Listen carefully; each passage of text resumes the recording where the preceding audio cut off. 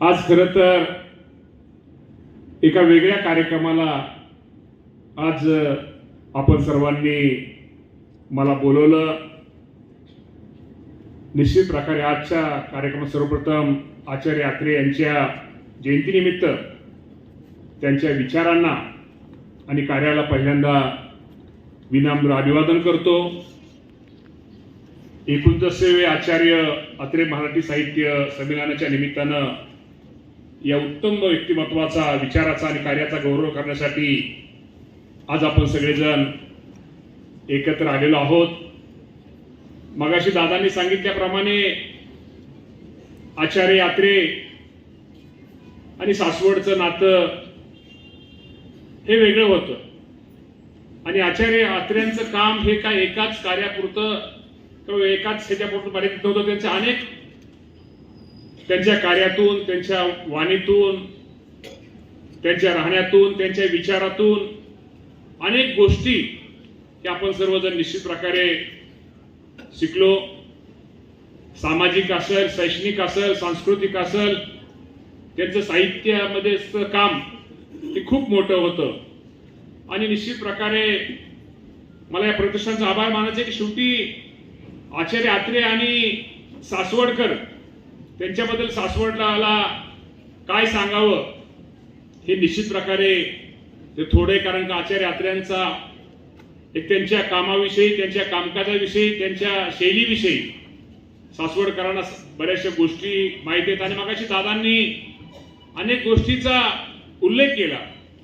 आपण असं एक तुम्हाला मी सांगतो की आचार्य अत्रे म्हटलं की विनोदापुरतं ते त्यांचं काम मर्यादित नव्हतं, त्याच्या पुढे अनेक त्यांचं काम हे त्यांचं होतं आणि निश्चित प्रकारे आज त्यांचा एक आपण सर्वांनी त्यांच्या कामाचा, ते सर्वजण आज नवीन मुलं आहेत, सगळे मुली, एक आदर्श त्यांचा विचार घेऊन आपण सगळेजण आपण आपल्या जीवनामध्ये कामकाज चालू ठेवूया। निश्चित प्रकारे मला वाटतं हे 29वं ना, 29वं आणि 29वं हे संमेलन आहे आणि यामध्ये सातत्य ठेवलेले दादांनी सांगितलं की अनेक लोक उद्घाटक म्हणून या ठिकाणी इथं लाभलेले आहेत, अनेक ठिकाणचं मार्गदर्शन सर्वांचं लाभलेलं आहे। आदरणीय पवार साहेब असतील किंवा बाकी सगळेच असतील आणि खरं आज तुम्हाला मी सांगतो आपल्या सर्वांना ज्यांची आठवण येते ते अजितदादा पवार साहेब। हे खरंच मी नवीन मुलामुलींसाठी सांगतो की एक काम करणारा नेता, खऱ्याला खरं आणि खोट्याला खोटं म्हणणारा नेता आणि एखाद्या छोट्या कामासाठी, एखाद्या छोट्या कार्यकर्त्याच्या कामासाठी तो पुढचा कितीही मोठा नेता असला त्याच्या अंगावर धावणारा नेता आज आपल्यामध्ये नाही, याचं निश्चित प्रकारे दुःख आपल्या सर्वांना आहे। दादांसारखा नेता, एक कामाचा नेता, स्पष्टपणे बोलणारा नेता आज आपल्यामध्ये राहिलेला नाहीये। त्यांची उणीव आज आपल्या सर्वांना जाणवते की निश्चित प्रकारे असा नेता राज्यामध्ये पुन्हा जन्मणार नाही, असा हा नेता दादा होता आणि आज दादांच्या जाण्याने निश्चित प्रकारे खूप मोठी हानी, खूप मोठं नुकसान या राज्याचं तर झालेलंच आहे, पण त्याबरोबर आपल्या पुणे जिल्ह्याचं, माझ्या पुरंदर, बारामती, इंदापूर तालुक्याचं झालेलं आहे। कारण का प्रत्येक गावामध्ये, प्रत्येक माणसाला, प्रत्येक घरातल्या प्रत्येक माणसाला ओळखणारा नेता आज आपल्यामध्ये राहिलेलं नाहीये, त्याचं दुःख आज आपल्या सर्वांना आहे। त्यांचा एक विचार, त्यांचा आदर्श, त्यांची शिकवण घेऊन आपण इथनं पुढे काम करूया। आपण तीच करत दादांना आजच्या कार्यक्रमाच्या निमित्तानं दादांना श्रद्धांजली ठरेल। मी निश्चित प्रकारे अत्रे विकास प्रतिष्ठानच्या त्यांच्या दादा तुमच्या सगळ्यांचं अभिनंदन करतो की आपलं काम हे खूप सगळ्या या प्रतिष्ठानच्या माध्यमातून गुणवंत विद्यार्थ्यांचा सत्कार केला जातो। जी मुलं एमपीएससी, यूपीएससी मध्ये स्पर्धा परीक्षेमध्ये चांगल्या मार्काने पास होतात, त्यांची निवड होते, त्यांचा आपण तालुक्यामध्ये सत्कार घेता, विविध सामाजिक उपक्रम या प्रतिष्ठानच्या माध्यमातून आपण राबवता आणि निश्चित प्रकारे आचार्य अत्रे यांची स्मृती जतन करण्यासाठी निश्चित प्रकारे आपण खूप काही चांगल्या गोष्टी या प्रतिष्ठानच्या माध्यमातून करता आणि याचा एक निश्चित प्रकारे एक आनंद आहे। शेवटी आज इथं सगळे विद्यार्थी आहेत। मी तुम्हाला एवढंच सांगेन की बाबांनो, आज हे कार्यक्रम खूप चांगला आहे।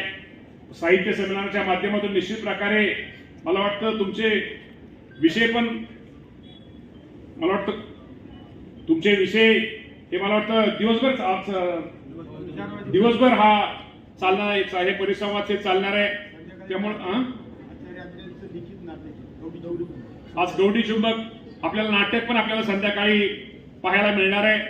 त्यामुळे अनेक प्रत्येकाचे वेगळे कवी असतील, त्यामध्ये तुमचे बरेच लोकसाहित्यातील लोकजीवन हा परिसंवाद आहे, कवी संमेलन आहे किंवा असे अनेक आणि शेवटी त्याचं नाटक आहे. असे अनेक कार्यक्रम यातनं आज इथं आपल्या इथे होणार आहेत. मला एक आनंद आहे की शेवटी आम्ही राजकीय कार्यक्रम करतो, पण असं साहित्यामधले कार्यक्रम करणं, त्याच्या उद्घाटनाला जाणं निश्चित प्रकारे, आणि ते पण आचार्य अत्रे यांच्या नावाने जे हे साहित्य संमेलन आहे त्यांच्या या कार्यक्रमासाठी येण्याचा योग आला. आज खरं तर इथं सगळी आमच्या मुलींची संख्या जास्त आहे, मुलांची संख्या थोडी कमी आहे. परंतु मुलं आणि मुली आपल्याला सगळ्यांना माहित आहे, आपण नेहमी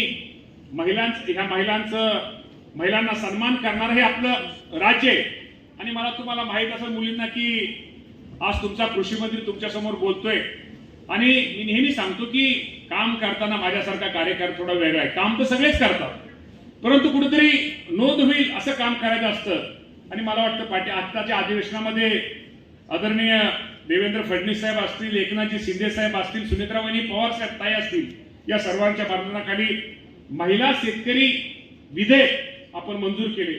तुम्हाला आमच्या मुलींना तुम्हाला माहिती आहे का, आता तुमच्या नावात शेती असो किंवा तुमच्या घरातल्या शेती असो अगर नसो, पण इथून पुढे तुम्हाला महिला शेतकरी म्हणून एक प्रमाणपत्र मिळणार आहे, आणि त्या माध्यमातून निश्चित प्रकारे तुम्हाला शासकीय योजनेचा लाभ हा निश्चित प्रकारे होणार आहे. कारण काय झालंय, आम्ही अजून पुरुष लोकांना आमच्या लक्षातच येणार, घरातला सातबारा कोणाच्या नाव असतो, मुलाच्या नाव असतो, वडिलांच्या नाव असतो, पण मुलींच्या किंवा आईच्या नावावरती सातबारा हा कमी असतो. आता सातबारा असला काय आणि नसला काय, कोलते दादा आता ह्यांना आपल्याला काकडे सर, त्यांना दुर्गाडे सर, आता आपल्याला महिला शेतकरी म्हणून आपल्याला तिथनं पुढे संबोधित करावं लागेल.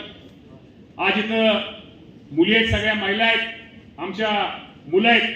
मी तुम्हाला आज सांगतो आजचा हा कार्यक्रम वेगळा आहे, पण मुलांना मी तुम्हाला एवढं सांगतो की नेहमी लक्षात ठेवा, आता श्रावण महिना आजपासून लागलाय. लोक खरंच लांब 1000 2,000 किलोमीटर देवाला जातात का, तर काय श्रावण महिना लागला. मी तुम्हाला प्रामाणिकपणे सांगतो का, आज आपल्या घरामध्ये आपली सगळ्यात काळजी कोणाला असते, आणि आई वडिलांना असते का, जी आपली काळजी करते, ज्याला आपल्याबद्दल चांगलं वाटतं. मी नेहमी म्हणतो की आपल्या आईमध्ये आपण देवी बघितली पाहिजे, आपल्या वडिलांमध्ये देव बघितला पाहिजे. त्यासाठी लांब 1000-2000 किलोमीटर जायची गरज नाहीये. मला प्रत्येक मुलींना आपल्या सगळ्यांना सांगायचंय, या जगात आपल्या आई वडिलांना एवढं आपलं चांगलं व्हावं असं कुणाला वाटत नाहीये. आपल्या आई वडिलांना जे वाटतं ते कुणाला वाटत नाहीये.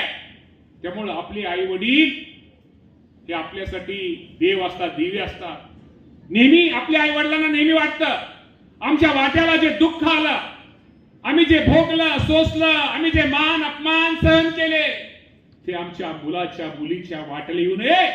त्यामुळे तुमचे आई वडील तुम्हाला खोटं रुसतात, खोटं रागवतात, परंतु त्या आई वडिलांचा कुठलाही त्यामध्ये स्वार्थ नसतो. त्यातनं आपलं कुठेतरी चांगलं व्हावं हीच त्याची भावना असते. त्यामुळे मी नेहमी सांगतो, तुम्ही तुमच्या आई वडिलांचा जेवढा तुम्हाला लोकांना जिवंतपणे सन्मान करता येईल, आई वडिलांची जेवढी आपल्याला काळजी घेता येईल तेवढा घेण्याचा प्रयत्न आपण सगळ्यांनी करावा.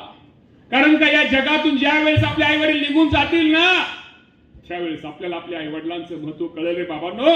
त्यामुळे जेवढं त्यांना त्यांचं दुखवत आहे, तुम्ही सहज आता मुलं मुली आहे, तुम्ही आज कार्यक्रमाला, आज प्रतिष्ठानचा कार्यक्रम आहे, मग तुम्ही सगळे लवकर आला. एखादी तुमच्या घरामध्ये आजी आहे, तुम्ही सहज नातीमन, तुम्हाला नातू किंवा नातीमन हाक मारले, पाणी दे. आता तुमची चूक नसते, शाळेत जायचं असतं म्हणून तुम्ही पळत येता, आणि नेमकं तुम्ही त्या आजीला पाणी द्यायला विसरता. तुम्ही ती परत पाणी आजी घेत असत, पण तुम्ही ते विसरून जाता. पण त्या आजी दिवसभर संध्याकाळी झोपेपर्यंत माझ्या नातूने मला पाणी दिलं नाही, तिच्या मनाला तिला किती वाईट होतं, तिला किती दुःख होतं, याचा पण कधीतरी मुलामुलीने विचार करा. त्यामुळे अशा बारीक सारीक गोष्टीमध्ये कधी चुकू नका. आणि मुलींना हे सांगतो, तुमचं वय हे वेगळे, परंतु ज्या आई वडिलांनी तुम्हाला घडवलं, ज्या आई वडिलांनी तुम्हाला मोठं केलं, त्या आई वडिलांना कधी दुखवू नका, फसू नका. ह्या वयामध्ये काय चुका होतात त्या चुका कधी करू नका. हे पण तुम्हाला आजच्या कार्यक्रमाच्या निमित्ताने मी तुम्हाला सगळ्यांना सांगतो. हे युग आहे, स्पर्धेचं युग आहे. या स्पर्धेच्या युगामध्ये प्रत्येकाला तकतक आहे, धगधग आहे, प्रत्येकाला अडचण आहे, सुख आहे, दुःख आहे, आनंद आहे. तेव्हा आपल्याला काय वाटतं? आम्हाला प्रत्येक मुलामुलीला वाटतं आला काय त्या पाटील सांगलीवरून आले ते आमच्या पाटील सरांचं काय जोरात आहे, किंवा आमच्या काकडे सरांचं काय विजयदादा काय जोरात आहे, मस्त टोपी बिपी ते शर्ट असला मलमलिक शर्ट वगैरे, दुर्गाडे सर बँकेत चेअरमन आहे. ह्यांचं चांगलं आहे. तुम्हाला मुला मुलींना वाटतं, तुम्हाला वाटतं काय मंत्री जोरात आहे, पोलिसाच्या गाड्या काय जोरात आला. आमचं आम्हालाच माहिती दिसतं तसं नसतं म्हणून जे पाठीमाग नावच नाही, दिसतं तसं नसतं म्हणून जे आपलं चांगले म्हणा. अरे मीच चांगला आहे त्यामुळे मीच चांगला आहे, माझंच चांगलं आहे असं म्हणायला शिका. त्यामुळे आपण दुसऱ्याची तुलना, दुसऱ्याचं बघून या जगात सुखी कोणी नाही आहे. या जगामध्ये सुखी कोणी नाही, नेहमी लक्षात ठेवा. या जीवनामध्ये नेहमी लक्षात ठेवा, हे जीवन, हे आयुष्य पुन्हा पुन्हा नाही आहे. प्रत्येक दिवसाचा उपयोग करा, लोकांच्या कामी या, लोकांना मदत करा. विद्यार्थी असला तर घरच्या लोकांना सहकार्य करा, मदत करा. हे सुद्धा आजच्या कार्यक्रमाच्या निमित्तानं तुम्हाला सर्वांना सांगतो.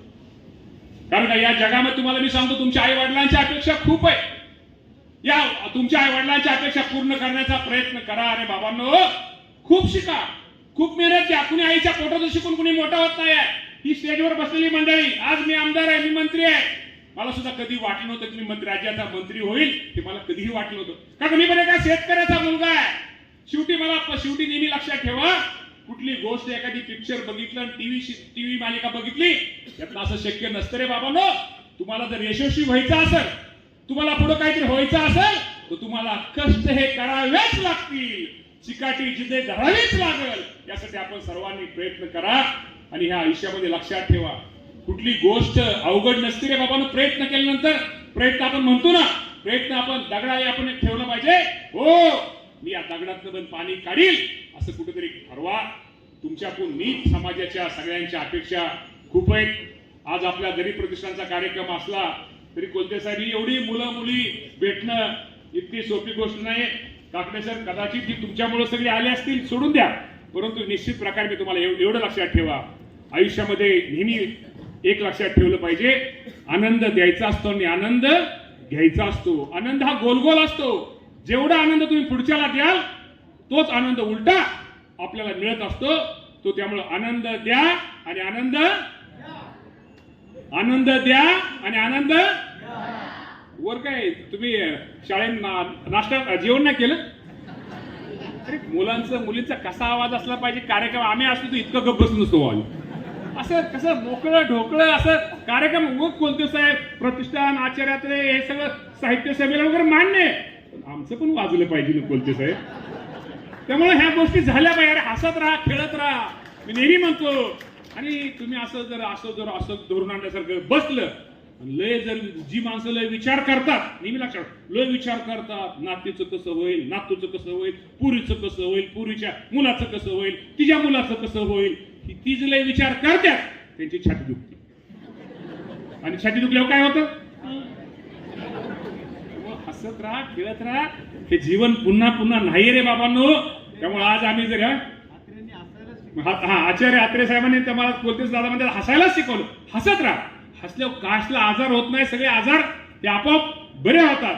त्यामुळे कार्यक्रम खूप वेगळा आहे, खूप चांगला आहे. पण कोलते साहेब, मी मुद्दाम मुलींना सांगतो, मुलींच्या समोर सांगतो, दुर्गाडे सर, की शेवटी मी नेहमी बघतो, मी आज तुमच्या सर्वांनी जरी मंत्री असलो तरी माझा स्वभाव वेगळा आहे. आजही दवाखान्याच्या बाबतीमध्ये मी पुण्यात असू द्या, मुंबईत असू द्या, कुणी पेशंट आजारी पडला तर मला एक पेशंटला काकडे सर तिथं भेटायला जायची सवय.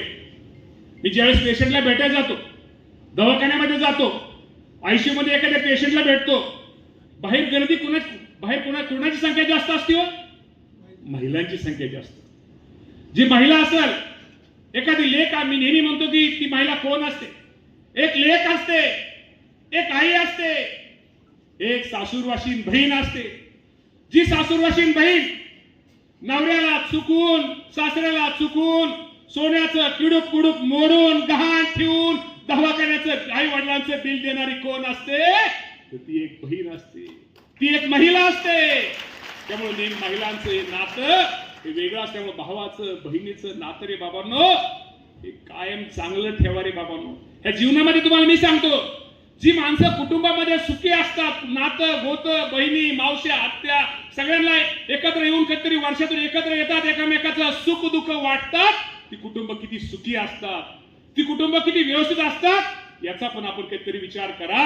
त्यामुळे नेहमी दादा आईचं बहिणीचं लेकीचं प्रेम हे वेगळं असतं आणि त्यांचे हे लेडीज भाऊ आमच्या महिला ह्या भावनाविषयी असतात. त्यामुळे निश्चित प्रकारे ठीक आहे, त्यांच्यात काही गोष्टीमध्ये वेगळ्या असतात. आमच्या महिला भगिनींचं लक्ष आपल्याला माहित आहे, झेंडेताई एखादं लग्न असू द्या कार्य असू द्या, आमच्या महिलांचं लक्ष जास्त कशावर असतं लग्नात, ते साहजिक आहे. परंतु शेवटी ह्या गोष्टी जरी असल्या तरी शेवटी नेहमी महिलांचा आपण सगळ्यांनी सन्मान हा केला पाहिजे. कार्यक्रमाच्या निमित्तानं 11वी 12वीच्या मुली 12वी तुमचं मला वाटतं इथं 12वीच्या समोर बसलेल्या 12वीचे दिसत आहेत. खूप मोठ्या भागात आईंनो खूप कॉलेजचे नाही 12वीचे म्हणल्यानंतर त्यांच्याकडून खूप महत्वाचे विषय त्यांच्याकडले आता 12 सिनियरच्या पण आहेत. त्यामुळे खूप चांगला कार्यक्रम दादा इथं आम्हाला आपण बोलवलं. तुमच्या प्रतिष्ठानच्या माध्यमातून खूप चांगले कार्यक्रम तुम्ही मागायचे सांगत होता. नेहमीच तुम्ही कार्यक्रम चांगले ठेवता. त्यामुळे निश्चित प्रकारे आज एका चांगल्या कार्यक्रमाला दुर्गाडे सरांना आम्हा दोघाला खरं तर जायचंय, बँकेची मीटिंग आहे, परंतु निश्चित प्रकारे पुन्हा आम्ही काहीतरी तुमच्या कार्यक्रमाला निवांत सगळ्यांचं श्रोत्यांचे जे वक्ते त्यांची भाषणं त्यांची